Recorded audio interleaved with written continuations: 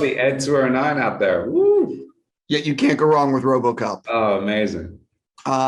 So I'm going to start with, I thought you did a fantastic job in this movie. I really mean that sincerely.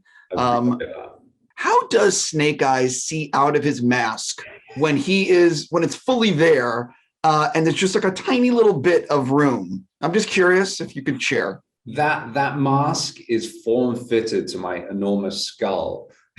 So it was a task to sort of take off. Putting it on is absolutely fine because they enclose it completely, but taking it off without destroying this beautiful artwork was my greatest fear. But in fact, it's reasonably easy to look through. With the visor, there are sort of slits that you kind of see through. But I'm sure with the magic of movies that there's going to be some sort of head display, and it'll be easy peasy for someone like Snake Eyes to see through that. Got it. I was always wondering when you. I'm assuming you auditioned for this role. Actually, it was more. They approached me to have a meeting with Robert, and for me and him to sort of hash out kind of what the ideas of this movie would be. So for them, they really went out on a limb to presume that I could do all of this, which I was like, wow, they're brave.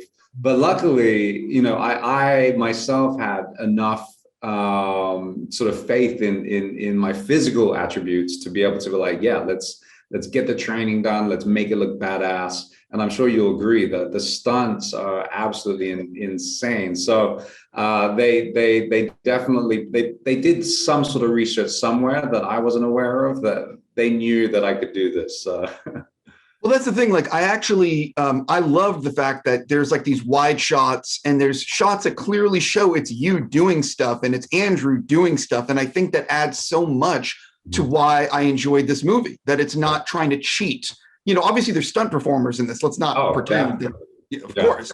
But what actually goes in for you getting ready for a movie like this? Talk a little bit about what the training actually is and how many months out is it? And let me start with that. Yeah, so we did about 2 months of pre-production in Vancouver. And that included a boot camp with Kenji Tanigaki and his crew of samurai experts. Like he comes from Samurai X, live adaptation of Rurouni Kenshin. And so that sort of sword play was synonymous with his type of choreography. So we got the exact guy we needed to make all of this look badass. But it was a solid 4 hours a day, every single day, with like an hour and a half, 2 hours of script work after that. And, it doesn't stop from when you start filming because of the amount and the number of fight sequences there are in the movie. You're doing it for a solid 5-6 months afterwards. So you have to keep sharp. You have to keep that mind sort of moving with learning the choreography. So it was a crazy process, but you find you sit in the zone and nothing else kind of matters. And you get so kind of, I suppose, buried in the work that you just have these blinkers on, which you don't even have to concentrate anymore. It's kind of like, let's do it. What are we doing now? How can we make this better and bigger and more explosive? What do you wish you knew on the first day of, because this is your first big movie like this. Yeah. What do you wish you knew on the first day of filming that you now know? I don't think anyone is aware of how much goes into a movie like this. There are, of course, action films with gun work and running around, jumping through buildings and things. But the preparation needed for something like Snake Eyes is amazing. You really have to be diligent in your learning. And so, like the movie, you really have to drop your ego and understand that these guys, these people that we have, are the specialists from all around the world, the best stunt crew. So you need to learn from them to make yourself better. So I think it's leaving the ego at the door and coming as a student. Obviously, without getting into spoilers, you do not perish in this movie. They obviously are aiming to do sequels. What do you hope gets to happen in future installments?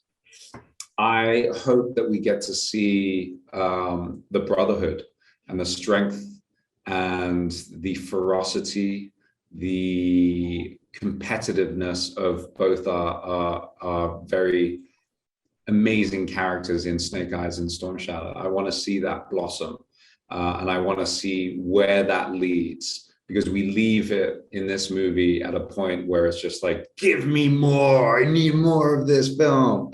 And that was the goal. It was to tickle the taste buds and make people yearn for more.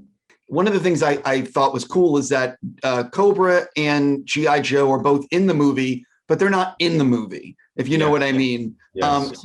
So talk a little bit about what I guess what you're hoping, or what do you know? Has Lorenzo told you anything, or have you heard anything about, future things on how this could happen, future plans?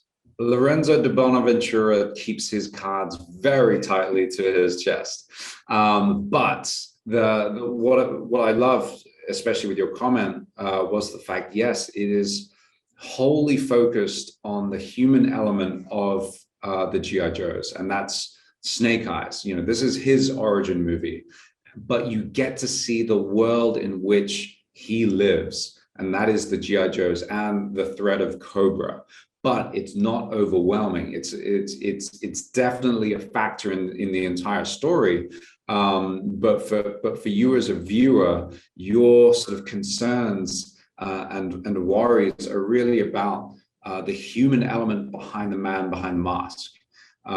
So you're kind of rooting for that, but at the same time being sort of teased and tickled as to what is out there in the bigger world. And we sort of see near the end of the film him taking his first steps out to see the expanse of what is yet to lie. I'm not talking to Robert, so I'll ask you, did you have a lot of deleted scenes in this? We've got a tremendous amount of deleted scenes, like much like every film. You overshoot the action.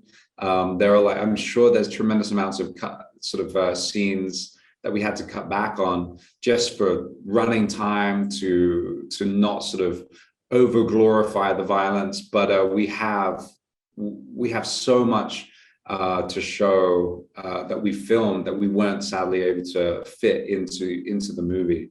But that's like every film. You got to make the best with what you have, and sometimes you got to leave stuff on the cutting room floor. Blu-ray. Anyway, I will stop there. Obviously, I'm out of time. I'm just going to say again, and I really mean it, you did a great job, and I hope it's a huge hit for you guys. I appreciate it. Thanks, Stephen. You take care. Have a great day. Bye.